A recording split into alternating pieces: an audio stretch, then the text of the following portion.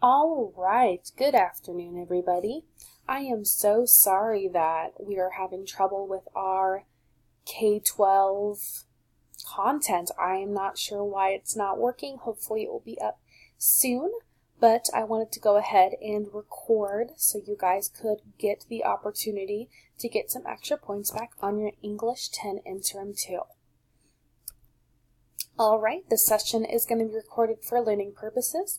Learning purposes include a lesson review for students who are absent, students who want to review for a test, and will be distributed for learning purposes. And our theme, this is my time to rise. Excellence is not an act, but a habit. This is my time to work hard, to learn, to achieve, to grow, to prepare, and to have joy in my accomplishments. This is AZVA in pursuit of excellence, and my time is now. Our objective today, together, we will go over some of the concepts of the Interim 2 test. You will then have the opportunity to get some points back. Alright, so I think we've talked about this before, but when your teachers look at the interim tests, we are able to see what questions students struggled on the most. So this question that we're going to go over right here was the one that the most of you struggled with. So we're going to go ahead and I'm going to read this text to you, and then we're going to talk about the concept and the questions that went along with it. So you may not have struggled with this concept, but once again we're going with the overall group and what the group struggled with as a whole. Alright, plugged in but tuned out. The evil influence of the MP3 player. 1. Invasion of the body snatchers. Have you noticed a change in the world around you recently? Have you seen how more and more people are walking around with little white rectangles in their hands or pockets with long white wires plugged straight into their ears? At the grocery store yesterday, I counted at least 20 people completely lost in the music provided by their ever-present MP3 players. It's as if the old science fiction movie, Invasion of the Body Snatchers, was coming true. We are being overtaken by pod people. So at the risk of appearing to be crotchety old man complaining about the good old days, I have to make a stance against the evil influences of the MP3 phenomena on our society. Number 2, irrational and well-thought-out fear. Now, I'm not a Luddite. I have no desire to go around smashing up every MP3 player or technological gadget in sight. I enjoy and benefit from technological advances just like everyone else. I have a microwave, a television, a laptop computer, a gas stove, a cell phone, and I use them all practically every day. I'm not accusing MP3 players of having detrimental effects upon our society because I hate music either. I profoundly do not hate music, but I do, ridiculous as it sounds, hate personal MP3 players. Number 3, the dangers and distractions of MP3 players. People who have MP3 players in their ears simply cannot hear danger approaching. All they hear is the pretend soundtrack of their lives. People walking with an MP3 player cannot hear a dog dashing up behind them, nor can they hear footsteps of a thief or a murderer sneaking up behind them or her either. People who drive their cars with an MP3 player plugged in their ears, an act that is considered a traffic violation in many states, cannot hear a child screaming or a horn blowing in warning. Cell phones are known to be a factor in many car accidents, but MP3 players are surely being revealed as an equal distraction as the device becomes more and more popular. I won't even mention how distracting MP3 players can be for a student in a classroom setting. We basically have handed a device to students that invites them to not pay attention to the world around them. Number 4, narcissism. Beyond just being distracting and dangerous, MP3 players are detrimental and damaging as a society as a whole. MP3 players working against the community of listeners. Everyone is walking all over the neighborhood, plugged into their latest favorite playlist, but no one is talking to anyone. People who are addicted to their MP3 players don't care about other people. They don't want community and contact with the real world. MP3 players also actively destroy live musicians' ability to make a living with their art form. No one wants live music anymore when they can pay less to hear it instantly and privately anytime they want. If we don't curb our use of MP3 players, all our musicians will languish and no new music will be developed. Number 5, toss them in the trash. People refuse to recognize the danger of MP3 players because they simply love the MP3 players too much to give them up. The MP3 players are probably doing serious physical damage to the inner eardrums or even the brain itself. But apparently that doesn't bother anyone. I shudder to think of what the future will be like if we continue the path of the MP3 player slavery we're traveling. Next time you're tempted to plug in and tune out, remember my warning. Either we learn to live without MP3 players, or we're going to turn into a nation of complete zombies. Is that where you want to live? All right, so we have heard a lot about MP3 players, and this writer does not like them. So, the question that most of you struggled with was this question. Which sentence from the article has a flaw in its logic? A, is that where you want to live? B, I enjoy and benefit from technological advances just like everyone else. C, I profoundly do not hate music, but I do, ridiculous as it sounds, hate personal MP3 players. Or D, if we didn't curb our use of MP3 players, all our musicians will languish and no new music will be developed. So you're looking for which sentence has a flaw in its logic. And we're going to talk about these vocabulary words. But just on your first guess, which one has a flaw in its logic? And the answer is D. If we do not curb our use of MP3 players, all our musicians will languish and no new music will be developed. So one of the reasons this question is a little bit more difficult is because of the wording of the question. Some of these words we're not used to use, for example, flaw in logic. So what does that mean?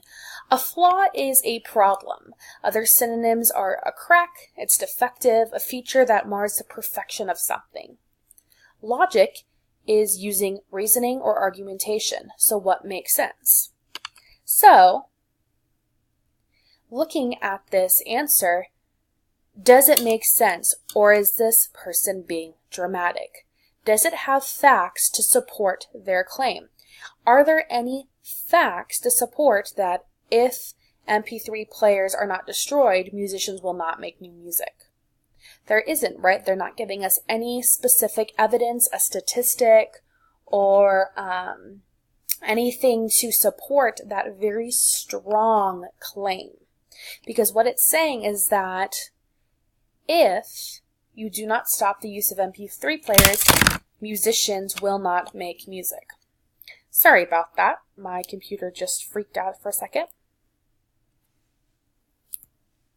So, thinking about evidence, and you are going to be using evidence in your speech, so it is important that you check the validity, which means you're checking to make sure that it's valid, that it's true. And we see a lot of things on the internet. You'll hear that your teachers don't like you to use Wikipedia, which is true, because Wikipedia pulls from many sources. Not all of the sources are valid. They don't have a lot of support. It could be from a blog, which is just one person's opinion. It could be an opinion article. So it's important you always check the validity of your evidence that you're using. Think about the author of the source. So let's, for example, I love Disneyland, right? If I'm going to talk about how Disneyland should operate their theme park, I may not be the right person to write that, right? Just because I love Disneyland doesn't mean I have the knowledge on how to run a theme park. Whereas someone who's worked in business before or worked in another theme park and knows how to run it is going to be a more valid source. How did the source get its information? Did they do a study? Are they using their best guess? It's important to figure out if they're having these statistics. How did they get that information? Also, does it have references? Do they have support for their own evidence that they're giving you?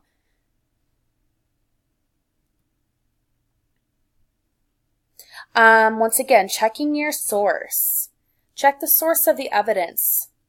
Check their citations. Once again, that's checking if that source is valid. You can cross-check other sources. So if an article has two different conflicting ideas, you may need to walk away from that piece of evidence, that text. That may not be something that will help you check the validity of the paper. Does it sound logical? There are a lot of times where people, when they write, make really drastic remarks, just like that question, right? Asked about which one doesn't make sense, and how they said, well, if MP3 players don't stop, no one will make music. We know that's a really dramatic statement, right? And that's not going to happen. So even using your own logic, does that make sense? Does it flow with the rest of the argument? Does it stick out? Is it a piece of fluff?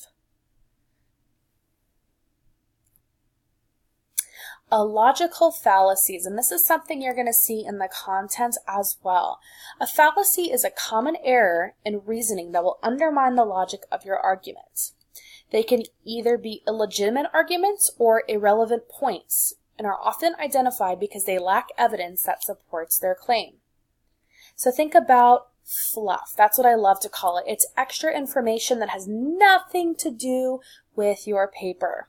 Avoid these common fallacies in your own arguments or speeches, and watch for them in the arguments of others. So they're just giving random facts to beef up their speech or their paper, but it really has nothing to do with what they're talking about. A hasty generalization. What this means is it's a conclusion based on insufficient or biased evidence. In other words, you are rushing to a conclusion before you have all the relevant facts. So an example, even though it's only the first day, I can tell this is going to be a boring class. There are going to be hasty generalizations in papers, so you want to look out for that. So you're making a conclusion without knowing all of the facts. And we do that a lot, right? Especially with school. I've done it when I was in high school, even in college. Oh, this class was terrible today on the first day. I don't think I'm going to like it. And then what happens? Your mind usually changes. So hasty generalizations are making a conclusion before you have all the evidence.